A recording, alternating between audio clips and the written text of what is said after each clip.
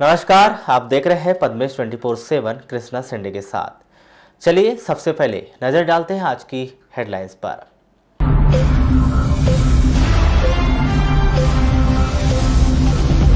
घटनाओं के नाम रहा सोमवार, जिले भर में 6 लोगों की हुई मौत।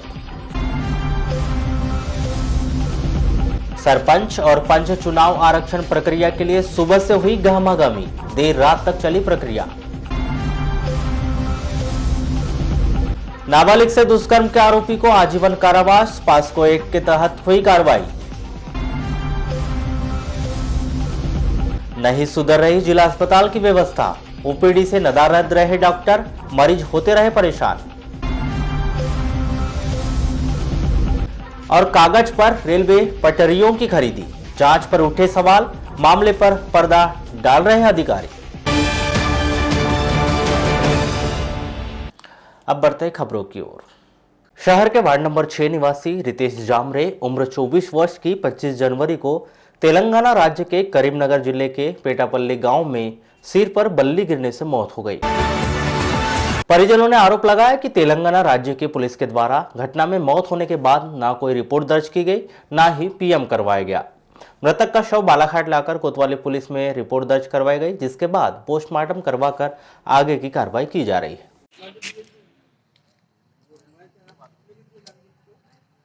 ये भतीजा लगता है हमारे मामा का जो लड़का है, उसका लड़का। ये रितेश जामरे, ये 24 से 25 साल का करीब कहूँगा। ये कमाने गए थे हैदराबाद, बेटापल्ली करके कोई गांव है, करीमगंज जो जिला है डिस्ट्रिक्ट, उसी के अंतर्गत आता है बेटापल्ली करके। तो वहाँ पे जैसी जानकारी मिली थी कि कल 25 तारीख की दोपहर में कोई बल्ली वल्ली सर पे गिर गया करके, तो उसको हॉस्पिटल में, वहाँ के जो हॉस्पिटल है वहाँ पर भर्ती किया गया प्राइवेट, और बिना FIR दर्ज किए या PM किए। उनके जो लड़के के मम्मी पापा है, उनको ऐसा शंका था कि क्या हुआ क्या नहीं करके। तो कल कोतवाली बालाघाट में गए तो वहाँ पे बहुत अच्छे साहब मिले हमें, बहुत कॉपरेट किए उन्होंने, और 0 पे FIR दर्ज किए है, और आज यहाँ पे PM के लिए हम लेके आए बॉडी। अब निशान तो हार्ट पे है, हार्ट की पसलियाँ टूटी हुई है, जैसा भी जानकारी में आई है। तो क्या संभावना क्या लग रही है? PM रिपोर्ट होने के बाद में देखते क्या होता है। क्या उनको मारे पीटे या हत्या कर दी गई? उनकी पत्नी भी साथ में थी, पत्नी भी साथ में थी। क्या बता रही थी? वो बल्ली गिरी करके। वारासोली थाना के अंतर्गत मेहंदीवाड़ा निवासी बुजुर्ग कोमल खड़के ने जहरीली वस्तु का सेवन कर लिया, जिसकी इलाज के दौरान मौत हो गई। मृतक के पुत्र बलवीर ने बताया कि उसके पिता बीते कई दिनों से मानसिक रूप से परेशान चल रहे थे, लगातार आत्महत्या कर लेने की चेतावनी दे रहे थे। इस बात की रिपोर्ट उनके द्वारा पुलिस में भी दर्ज कराई गई थी कि उनकी मानसिक स्थिति अच्छी नहीं चल रही है। उसके बाद भी उनके पिताजी ने एक दिन पूर्व ही जहरीली वस्तु का सेवन कर लिया, जिनकी इलाज के दौरान बालाघाट जिला अस्पताल में मौत हो गई। जहर खाए बोलकर बता रहे थे। कल दोपहर में मतलब 3 बजे करीब 3-4 बजे फिर वाराणसी से यहाँ रिफर की। अभी 2-3 दिन पहले वो दीदी के पास रहते थे, लड़ाई झगड़े किए और अपने कपड़े लेकर चले गए और बोले मैं मरूंगा, ऐसा करूंगा उनसे और मैं तुमको फंसाऊंगा। तो हमने थाने में जाकर के पहले तो 100 नंबर बुलाए, और फिर उसके बाद में थाने पुलिस वालों ने बोले इनका मानसिक संतुलन ठीक नहीं लग रहा है, तो आप थाने में आकर के इनकी एक सादी रिपोर्ट डाल दो और आवेदन बना के दे दो, और नहीं तो पुलिस तुमको बिना मतलब परेशान करेगी। तो हमने रिपोर्ट भी डाल दी है थाने में। अच्छा, क्या करते थे? कुछ नहीं करते थे। गोंदिया बालाघाट जबलपुर ब्रॉडगेज रेल परियोजना के अंतिम चरण में चल रहे समनापुर से लामता ब्रॉडगेज निर्माण कार्य के दौरान रेलवे की लगभग 700 पटरियां चोरी होने की घटना प्रकाश में आई,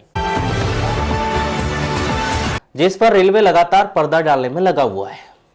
4 दिन पहले वरिष्ठ स्तर से जांच के लिए पहुंचे अधिकारियों की टीम के निरीक्षण के दौरान इस बात का खुलासा हुआ कि रेलवे की लगभग 700 पटरियां कीमत 12 करोड़ रुपए चोरों के द्वारा चुरा ली गई है। हालांकि इस मामले में जांच करने पहुंचे अधिकारियों से लेकर हर एक आला अधिकारी कुछ भी बोलने से बचता दिखाई दे रहा है, जिससे इस चोरी की घटना पर और अधिक संदेह गहराता जा रहा है। मौका वारदात पर गौर किया जाए तो लामता से समनापुर ब्रॉडगेज निर्माण स्थल से पटरियों को उठाना बेहद ही कठिन काम है। ऐसे में लगातार बड़ी मशीनों के माध्यम से पटरियों की चोरी होती गई और रेलवे विभाग सोता रहा। दूसरे एंगल से देखा जाए तो जिस स्थान पर पटरियां रखी हैं वहां पर बड़ी बड़ी गाड़ियों का पहुंचना बड़ी ही टेढ़ी खीर है। तो फिर ऐसा क्या हुआ कि इतनी अधिक मात्रा में पटरियां चोरी हो गई और रेलवे को पता ही नहीं चला? सूत्रों की बातें और जानकारों के अनुभव पर ध्यान दिया जाए तो बड़ा खुलासा यह हो रहा है कि रेलवे ने कागज पर ही खरीदी की और कागज पर ही पटरिया समनापुर लामता रोड पहुंची और कागज पर ही चोरी हो गई।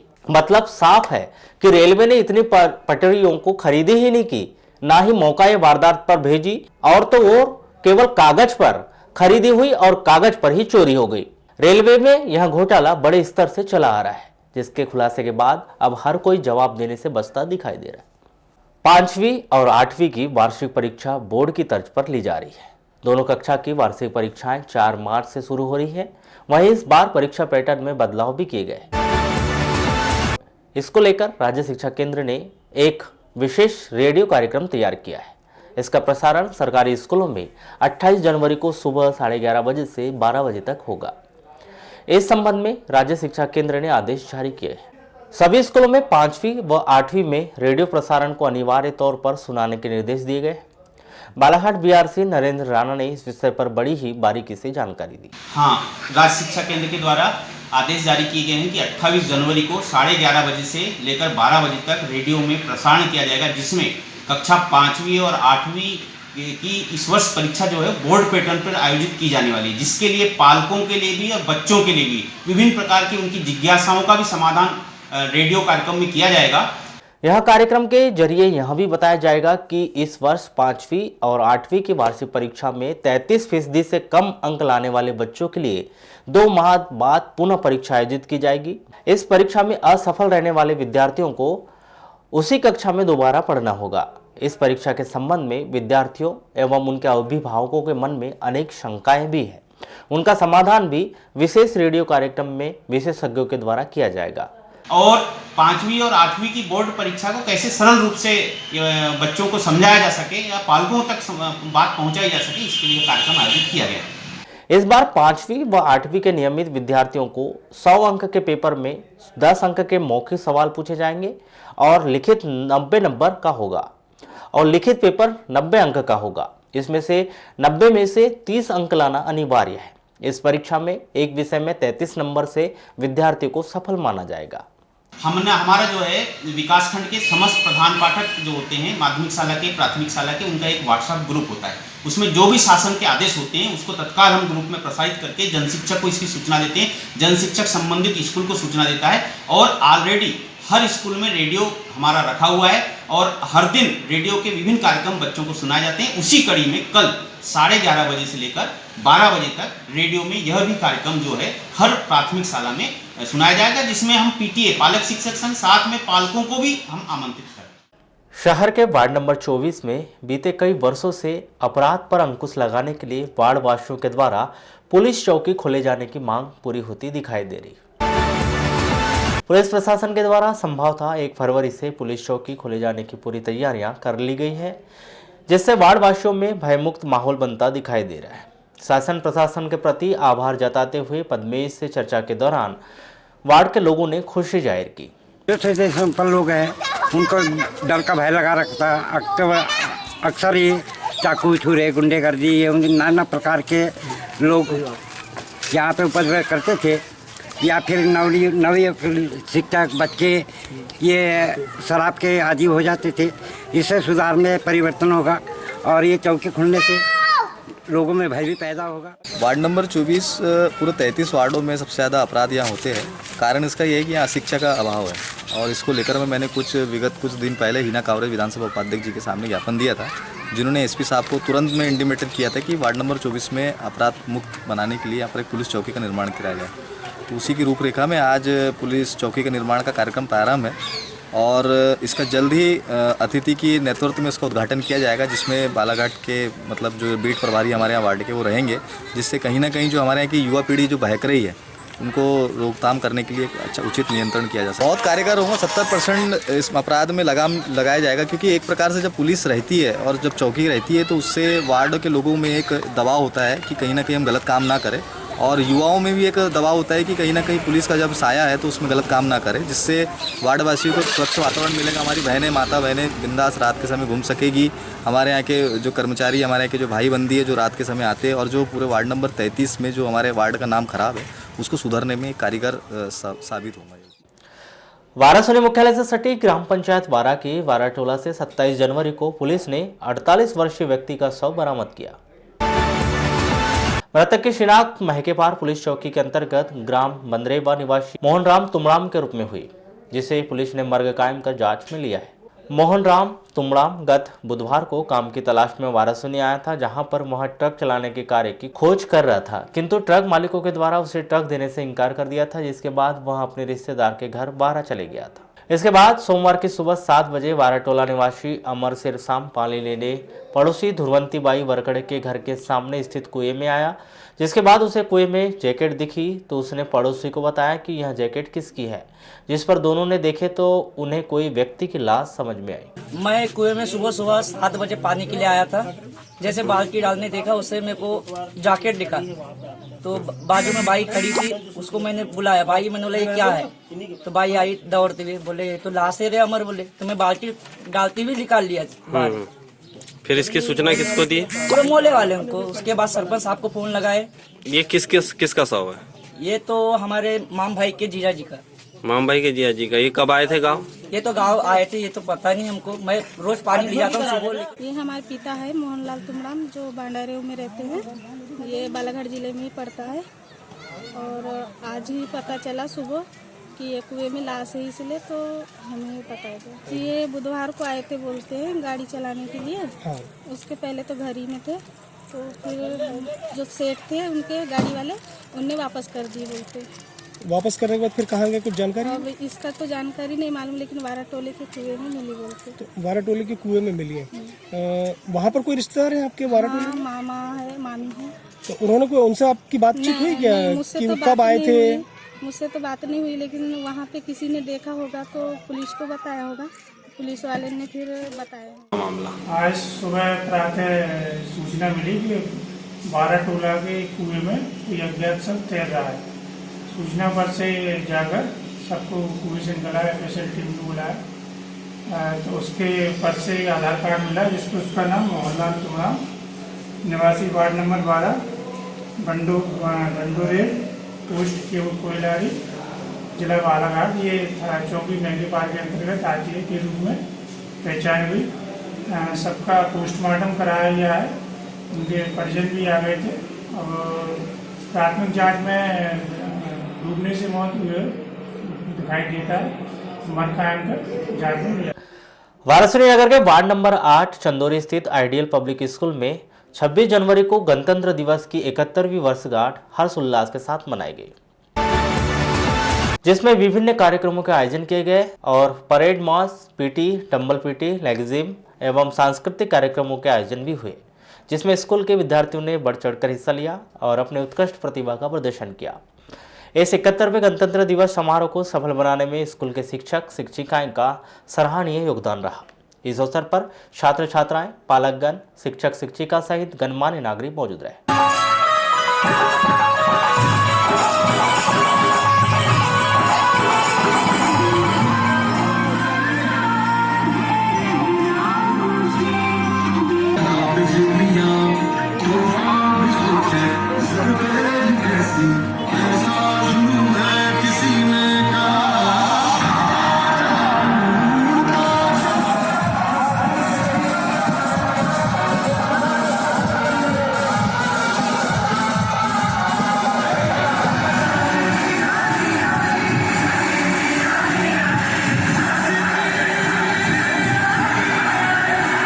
वारासुनी के वार्ड नंबर 9 अयोध्या नगर में शव विच्छेदन केंद्र को हटाए जाने को लेकर मोहल्ले वासी लामबंद हो गए। वारासुनी के वार्ड नंबर 9 जो अयोध्या बस्ती के नाम से जाना जाता है, इस वार्ड में हम लोग खड़े हुए हैं। यहाँ पर वार्ड की काफ़ी महिलाएं हैं, हालांकि पुरुष जो है वो मजदूरी और दिहाड़ी मजदूरी के लिए बाहर गए हुए हैं। महिलाओं से हमने चर्चा किया है। यहाँ पर एक सबसे बड़ी समस्या जिस तरीके से निकल कर आ रही है कि एक लंबे अरसे से, क्योंकि यहाँ पर पहले बस्ती नहीं थी, लेकिन अब बस्ती बस गई है और काफ़ी लगभग 300 साढ़े 300 मकानों का ये मोहल्ला है अयोध्या बस्ती।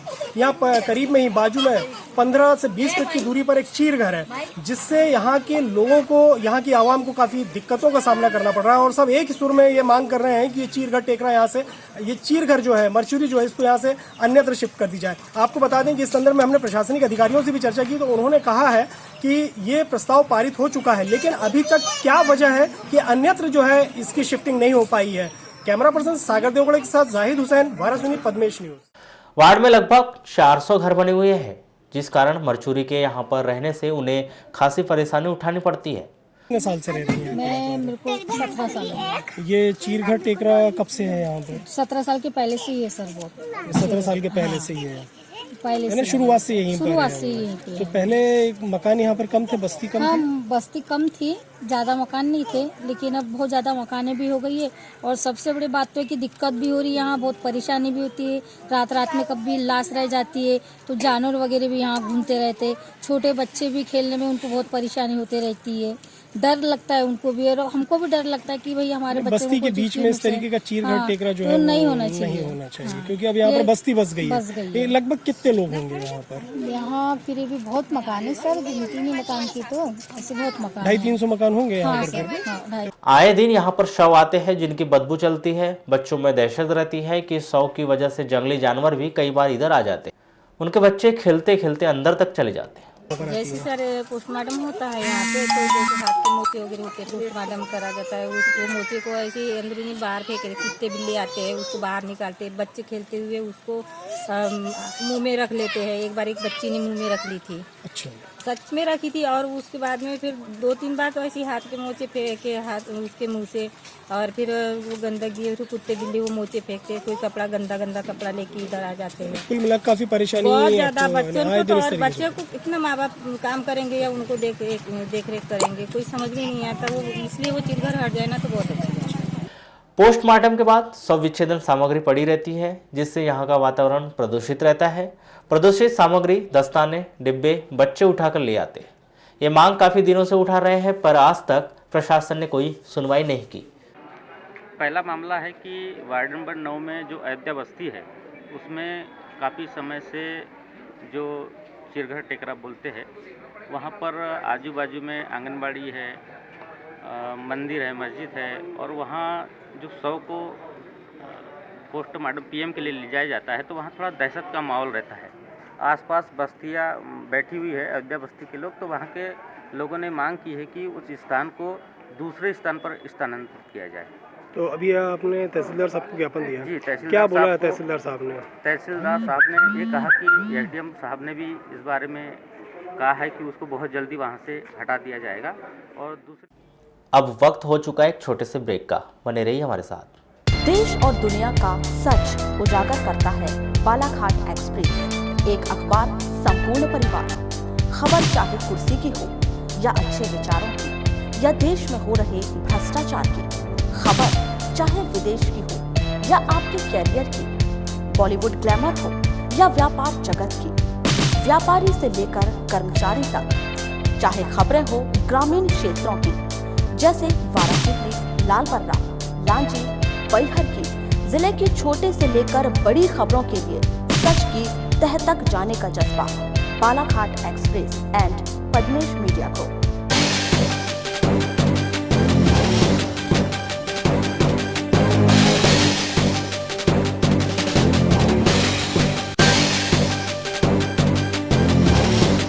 ब्रेक के बाद एक बार फिर आपका स्वागत है। बढ़ते हैं खबरों की ओर। वाराणसी जनपद पंचायत के अंतर्गत ग्राम पंचायत रामपायली में हर्षोल्लास के साथ गणतंत्र दिवस ध्वजारोहण के साथ मनाया गया। यह कार्यक्रम एलएस चित्रीव के मुख्य आतिथ्य में रामपायली सरपंच वीना शुक्ला की अध्यक्षता सहित अन्य अतिथियों की उपस्थिति में मनाया गया। रामपायली सरपंच वीना शुक्ला के हस्ते ध्वजारोहण किया गया। इसके बाद उपस्थित जनों के द्वारा राष्ट्रगान का सामूहिक गायन किया गया। इस दौरान रामपायली में शासकीय और अशासकीय संस्थाओं, विद्यालय सहित अन्य स्थानों पर ध्वजारोहण कर राष्ट्रगान का सामूहिक गायन भी किया गया। ध्वजारोहण के पश्चात रामपायली में मुख्य समारोह कार्यक्रम का आयोजन किया गया, जिसमें एकल युगल सामूहिक गीत, भाषण, नृत्य व अन्य सांस्कृतिक कार्यक्रमों के आयोजन किए गए, जिसमें शासकीय अशासकीय स्कूल के विद्यार्थियों ने भाग लिया और अपनी उत्कृष्ट प्रतिभा का प्रदर्शन करते हुए सबका मन मोह लिया।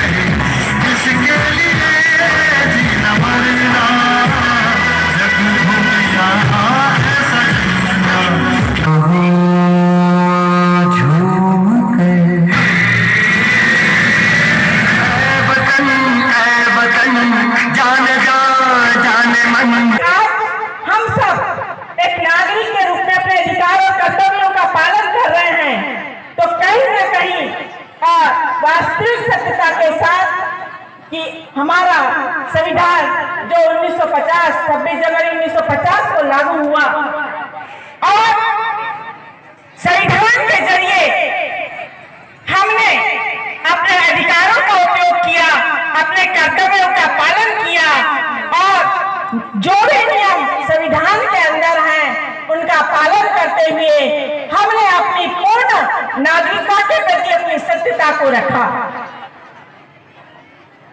मैं सर्वप्रथम अपनी गांव की माताओं का अभिनंदन करती हूँ कि इस कार्यक्रम में वो बहुत मात्रा में आई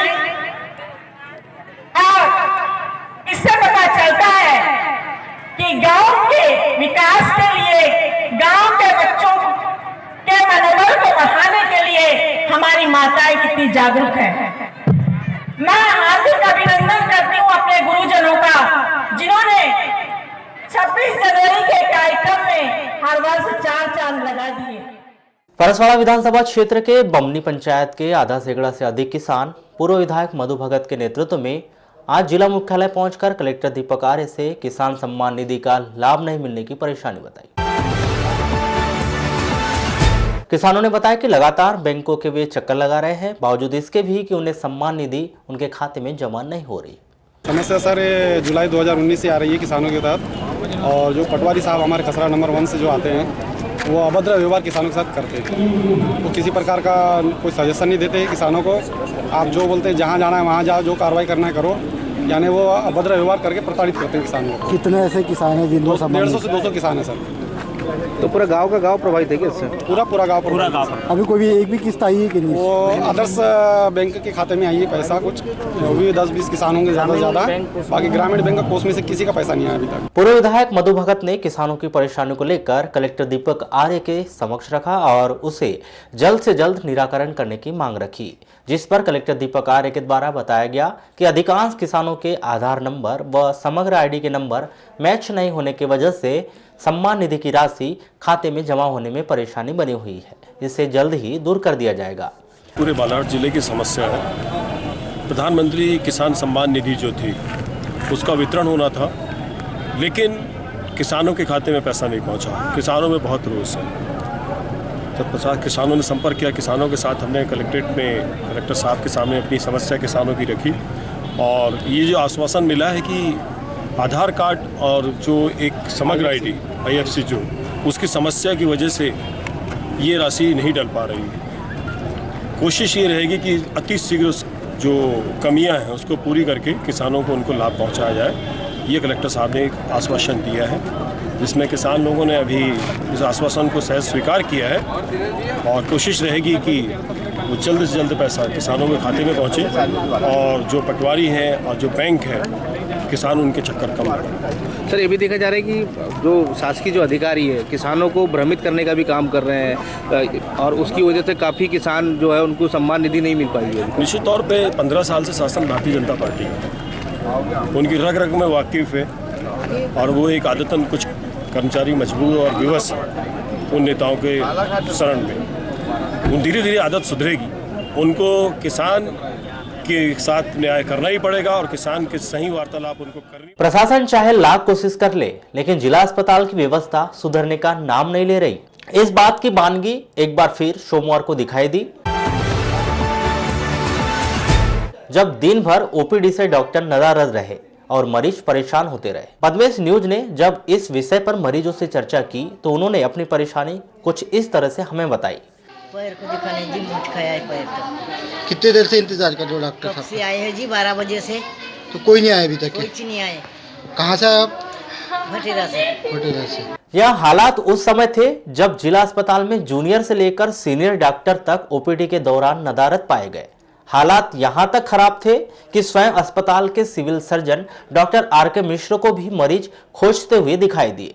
क्या समस्या थी आपको? समस्या सर में दर्द है।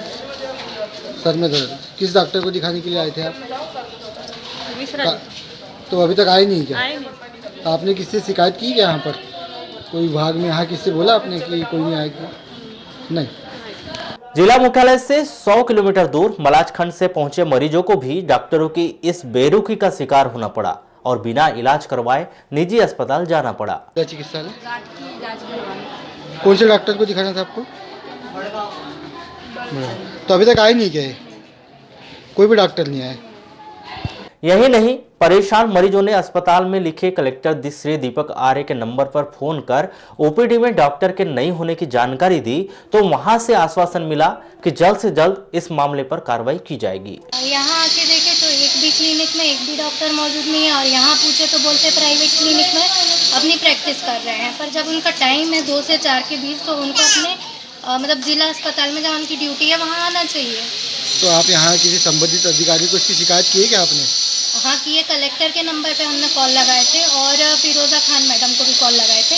उन्होंने बोले देख रहे हैं, बात कर रहे हैं, भिजवा रहे हैं। इस विषय पर जब कलेक्टर दीपक आर्य से दूरभाष पर चर्चा की गई तो उन्होंने बताया कि उन्हें इस मामले में जानकारी मिल चुकी है और वे जल्द से जल्द जानकारी ले रहे हैं कि अचानक जिला अस्पताल के चिकित्सक कहां चले गए। शासन प्रशासन चाहे लाख दावे और कोशिश कर ले, लेकिन जिले के स्वास्थ्य व्यवस्थाओं को स्वयं इलाज की जरूरत दिखाई दे रही है। बालाघाट से पद्मेश न्यूज के लिए मानकचंद नागेश्वर की रिपोर्ट। शादी का प्रलोभन देकर नाबालिग को घर से भगाकर ले जाने और उसके साथ लगातार शारीरिक संबंध बनाने के आरोप में विशेष न्यायाधीश पास्को एक्ट रामजीलाल ताम्रकार के न्यायालय ने थाना किरणापुर रजेगांव के निवासी प्रकाश कुमार गोंदुड़े उम्र 23 वर्ष को आजीवन कारावास की सजा सुनाई। जिला अभियोजन अधिकारी अखिल कुमार कुशराम ने बताया कि पीड़िता की शिकायत के आधार पर 24 मई 2016 की रात्रि 8 बजे आरोपी प्रकाश ने नाबालिग को भगाकर ले गया और 3 जून 2016 तक अलग अलग स्थानों पर उसे घुमाता रहा। इस दौरान उसने उसके साथ कई बार शारीरिक संबंध स्थापित किए। इस पूरे मामले पर पास्को एक्ट और अन्य धाराओं के तहत कार्रवाई करते हुए यह सजा सुनाई गई। मामला यह था कि दिनांक 24/5/2016 को अभियुक्त जो 17 वर्ष 9 माह की थी उसे आरोपी प्रकाश गोदड़े पिता देवाजी गोदड़े रजेगांव का रहने वाला 23 वर्ष का है, किरणापुर का, उसने उसे भगा कर ले गया था। शादी का प्रलोभन देकर भगा के ले गया और उसको करीब 3/6/2016 तक अपने साथ में रखा, इधर उधर घुमाते रहा और उसके साथ शारीरिक संबंध बनाता रहा शादी का प्रलोभन देकर। प्रकरण में उस पीड़िता के बयान माननीय न्यायालय में कराया गया, विशेष न्यायालय पॉक्सो एक्ट के तहत जो विशेष न्यायालय वहाँ पे, और अन्य साक्ष्यों कथन कराया गए, जिसके आधार पर माननीय न्यायालय द्वारा आरोपी प्रकाश गोदड़े को धारा 363 में 3 वर्ष का सश्रम कारावास, 2000 रुपये अर्थदंड, 366 में 5 वर्ष का सश्रम कारावास, 2000 रुपये अर्थदंड और 376 5/6 पॉक्सो एक्ट में आजीवन कारावास, जो कि शेष प्राकृतिक जीवन तक उसे जेल में भुगतना पड़ेगा और 2000 रुपये के अर्थदंड से दंडित किया गया। लालबर्रा के ग्राम पंचायत पांडरवानी लालबर्रा के वार्ड क्रमांक 10 में स्थित पंच विकास तिवारी निवास पर विप्र समाज महिला मंडल के तत्वाधान में 26 जनवरी को हल्दी कुमकुम कार्यक्रम आयोजित किए गए। इस अवसर पर सर्वप्रथम सभी महिलाओं के द्वारा मां भगवती की पूजा अर्चना की गई। इसके पश्चात एक दूसरे को हल्दी कुमकुम का तिलक लगाकर सौभाग्यवती होने की शुभकामनाएं दी। इसके बाद मंगल गीत, नृत्य एवं प्रतियोगिताएं आयोजित की गई।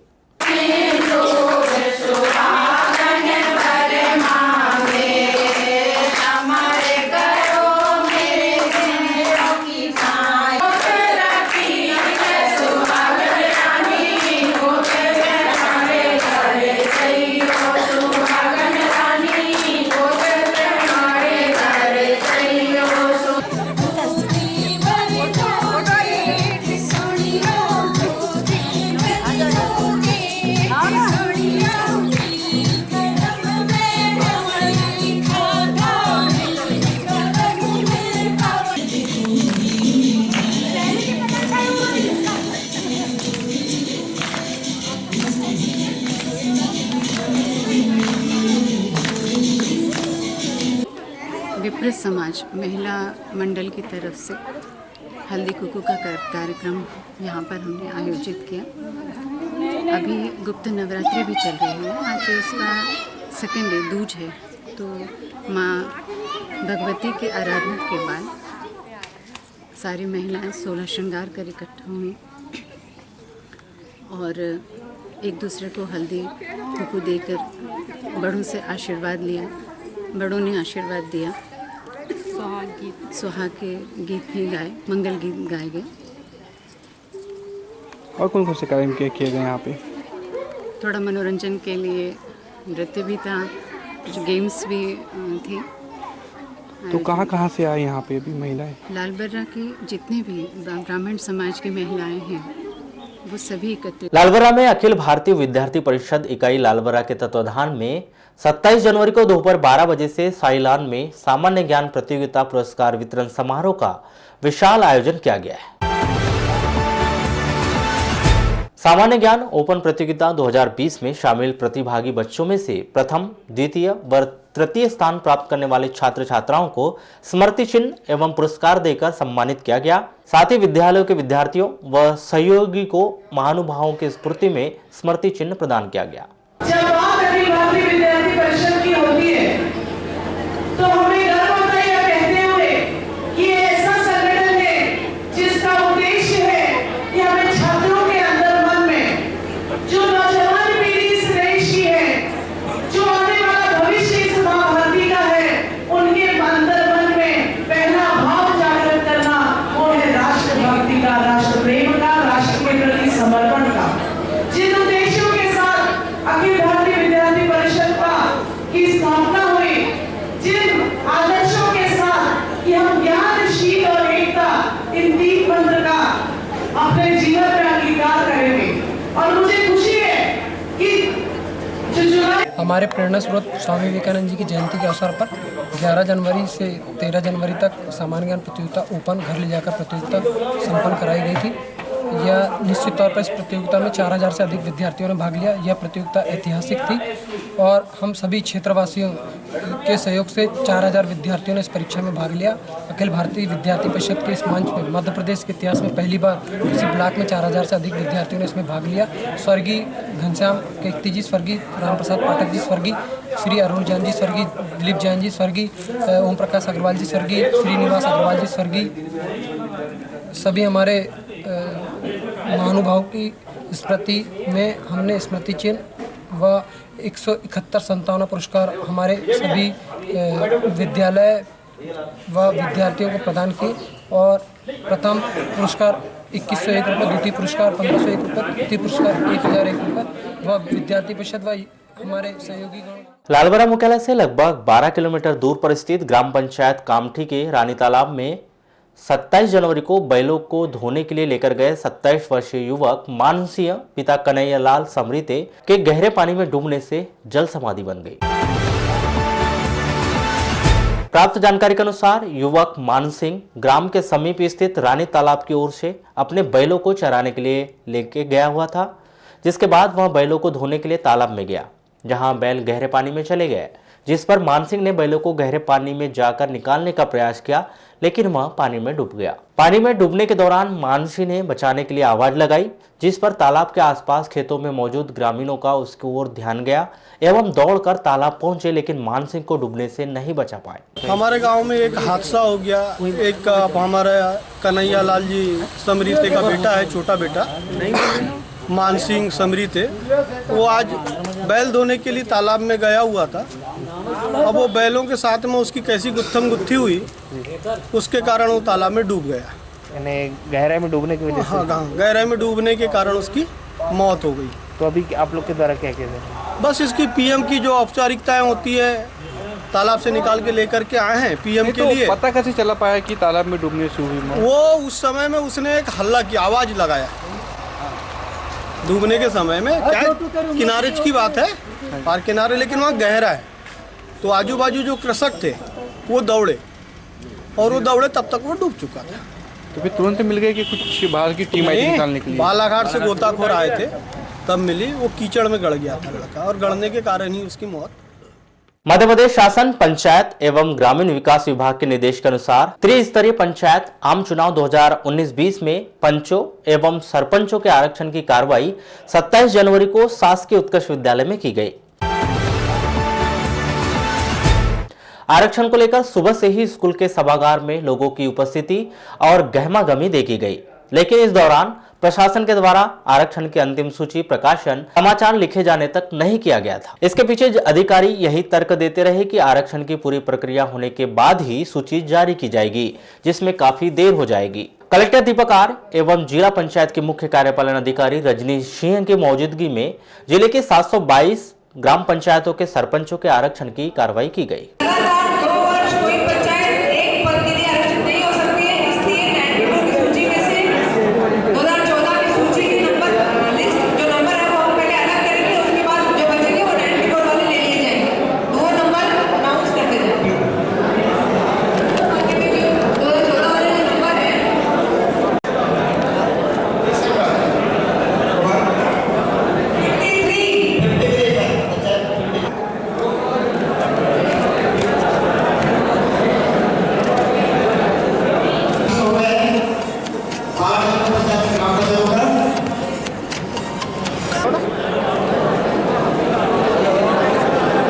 इसी प्रकार एसडीएम एवं जनपद पंचायत के मुख्य कार्यपालन अधिकारी की मौजूदगी में ग्राम पंचायतों के पंचों के आरक्षण की कार्रवाई की गई।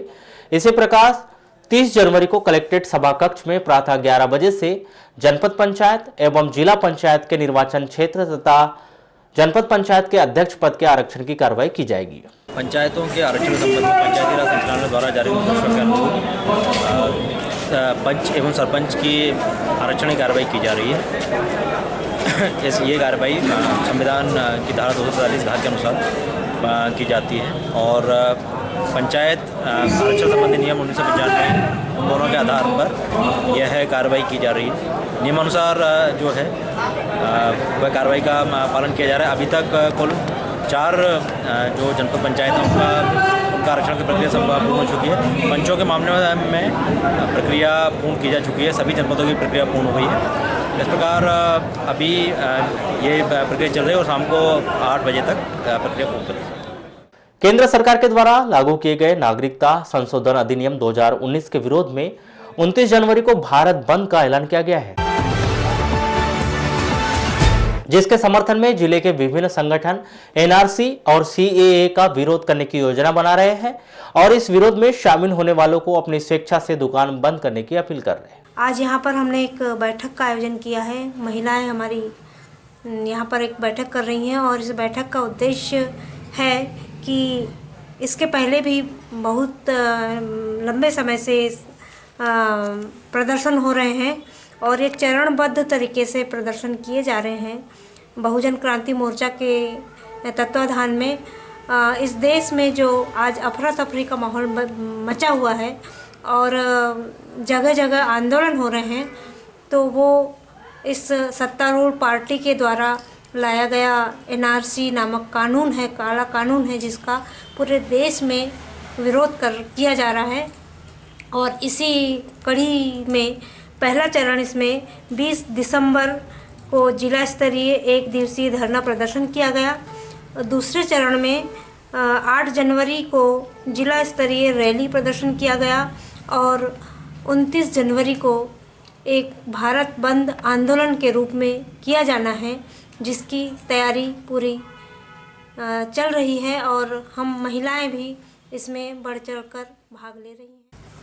बहुजन क्रांति मोर्चे के अंतर्गत पूरे भारत में भारत बंद का आह्वान किया गया है। ये आंदोलन के रूप में है और बहुजन क्रांति मोर्चा जो संगठन है पूरे देश के अंदर एक चरणबद्ध अपना आंदोलन चला रहा है, जिसके तहत 2 कार्यक्रम हो चुके हैं और उसी की कड़ी में ये 29 जनवरी को भारत बंद का आंदोलन का आह्वान किया गया है, जिसमें एनआरसी और सीए के खिलाफ में ये आंदोलन किया जा रहा है और ये संविधान के दायरे में रहते हुए शांतिपूर्ण हमारा आंदोलन रहेगा। ये अंबेडकर चौक बालाघाट में सारे लोग वहाँ पर जमा होंगे और उसके बाद में रैली के रूप में शहर का भ्रमण किया जाएगा और उसके बाद में महामहिम राष्ट्रपति के नाम कलेक्टर महोदय के माध्यम से ज्ञापन दिया जाएगा। केंद्र सरकार के द्वारा चलाए जा रहे स्वच्छता सर्वेक्षण 2020 के लिए नगर पालिका के द्वारा आम जनता से मतदान करने की अपील की जा रही है। जनता के द्वारा किए गए मतदान से ही स्वच्छता के आंकड़े और शुद्धता का पैमाना तय होगा। 30 जनवरी तक मतदान किया जा सकता है। स्वच्छ सर्वेक्षण 2020 अभी जारी है, जिसमें नगर पालिका परिषद बालाघाट भी हिस्सा ली है। इसमें जो टीम आई थी दिल्ली से, उनने अपना सर्वेक्षण की जो आकलन रहते हैं उसमें मापदंडों में तो नगर पालिका को ले लिया, लेकिन इसमें पब्लिक का सपोर्ट बहुत जरूरी, पब्लिक फीडबैक अत्यंत आवश्यक है, जो कि पब्लिक के मोबाइल नंबर से फीडबैक OTP आएगा, उसके द्वारा हमें फीडबैक अपने दर्ज कराएंगे। तो हमारे जो सुपरवाइज़र, हमारे ड्राइवर या हमारे जो कर्मचारी अधिकारी, आप लोग सबसे निवेदन करते हैं पूरे नगर की जनता से कि अपने बालाघाट को सिटी को नंबर 1 बनाए। इस दौड़ में जो अपना दौड़ चल रही है स्वच्छ भारत मिशन में, बालाघाट सिटी को नंबर 1 बनाए और अपनी सिटी नंबर 1 बनती है तो आप इसमें सब सहभागी बन सकते हैं फीडबैक देके। क्या सुविधा मिलेगी जैसे नंबर 1 पे कराया गया? ये इसमें सुविधा ये है कि जैसे हम तो अभी कचरा ले रहे हैं, घरों से कचरा उठाते हैं, मरे जानवर उठाते हैं, और इसमें जैसे अभी हमारे सब गार्डन डेवलप कर रहे हैं। अभी हमारा देखिए 80 फीट का जो फ्लैग फहराया गया है मोई तालाब में, तो ये सब डेवलपमेंट चल रहे हैं और अपनी सिटी को दूसरी जगह भी जन भागीदारी में कार्य भी चालू होंगे। और वोट फॉर योर सिटी इसका एक मोटिव मतलब। बरवेली थाना के अंतर्गत बैयर रोड गांगुलपारा घाटी में एक अज्ञात वाहन की ठोकर से एक व्यक्ति की मौत हो गई। वहीं घटना में एक व्यक्ति घायल हो गया है। जानकारी के अनुसार राजेश कन्नौजे उम्र 33 वर्ष और भूपेंद्र भौतेकर उम्र 42 वर्ष निवासी नारायण टोला किरनापुर दोनों ही कपड़े का व्यवसाय करते हैं। 27 जनवरी को दोनों मोटरसाइकिल से सोनेमानी की ओर जा रहे थे। इसी दौरान दोपहर करीब 4:30 बजे बैयर रोड बंजारी से बालाघाट आते समय गांगुलपारा घाटी में एक अज्ञात वाहन के द्वारा ठोकर मारकर फरार हो गए। घटना इतनी भयानक थी कि राजेश और भूपेंद्र दोनों गंभीर रूप से घायल हो गए। घटना की काफी देर बाद भूपेंद्र और राजेश को जिला अस्पताल इलाज के लिए लाया गया, जहां डॉक्टरों ने भूपेंद्र को मृत घोषित कर दिया। वहीं राजेंद्र का इलाज जिला अस्पताल में किया जा रहा है। बिरसा थाना के अंतर्गत ग्राम मदारी टोला में एक 65 वर्षीय बुजुर्ग का शव अपने ही खेत के पेड़ में लटका हुआ मिला। पुलिस से मिल रही जानकारी के अनुसार धुरपत सिंह उम्र 65 वर्ष खेती किसानी का काम करता था और 27 जनवरी की सुबह खेत अपने काम के लिए गया हुआ था, लेकिन दोपहर को खेत में ही परिजनों ने धुरपत सिंह का शव पेट से लटका हुआ देखा, जिसकी सूचना पुलिस को दी गई। पुलिस के द्वारा मामला कायम कर जांच शुरू कर दी है। किरनापुर थाना के अंतर्गत भुआ गांव में रतन जोत का बीज खाने से 1 दर्जन से अधिक बच्चे बीमार हो गए, जिन्हें इलाज के लिए जिला अस्पताल में भर्ती कराया गया। प्राप्त जानकारी के अनुसार 27 जनवरी को शाम करीब 5 बजे बच्चों ने गांव में ही रतन जोत के फलियों को खा लिया था, जिसके बाद उनकी अचानक तबीयत खराब हो गई, जिन्हें उपचार के लिए जिला अस्पताल में भर्ती कराया गया। चंदर ज्योति का फल खाए, फोड़ कर खाए उसको। कहाँ खाए? वो हमारे घर के बाजू में खाए। कहाँ? इतने सारे बच्चे एक साथ कैसे गए? बच्चे लोग कार्यक्रम थे तो बाबा लोगों का, वहाँ खाना खाने गए थे। तो खेलते खेलते वो बच्चे सब वहाँ से फल लाना, तोड़ना, फोड़ना ऐसे करके खाए बोलते हैं। तो उनके माता पिता भी रहेंगे साथ में? नहीं, माता पिता तो नहीं। तो अकेले गए थे क्या? माता पिता साइड में थे। अच्छा, तो मालूम कैसे पड़ा है ये सब? मालूम उल्टी किए ना तब मालूम चला। अच्छा, घर जैसे शाम को घर आया था? हाँ, शाम को घर आए। जिला मुख्यालय से लगभग 10 किलोमीटर दूर मांझापुर पंचायत में 19 जनवरी से शिव महापुराण का आयोजन किया जा रहा है, जिसका 27 जनवरी को समापन किया गया। इस दौरान रोजाना ही ग्रामीणों के द्वारा शिव पुराण का लाभ लिया गया, जिसमें बड़ी संख्या में ग्रामीण जन उपस्थित रहे। 27 जनवरी को हवन पूजन और महाप्रसाद वितरण के साथ ही कार्यक्रम का समापन किया गया। ये लगातार हमारा जो कार्यक्रम है 4था साल है जी, और आज विराम होगा कथा का जी। और ये डोंगर धर्म नगरी माँ बमले से कितने सालों से चलता आ रहा है ये कार्यक्रम? कंटिन्यू 4 साल हो गया हमारा जी। चलते चलते एक नजर आज के हेडलाइंस पर एक बार फिर।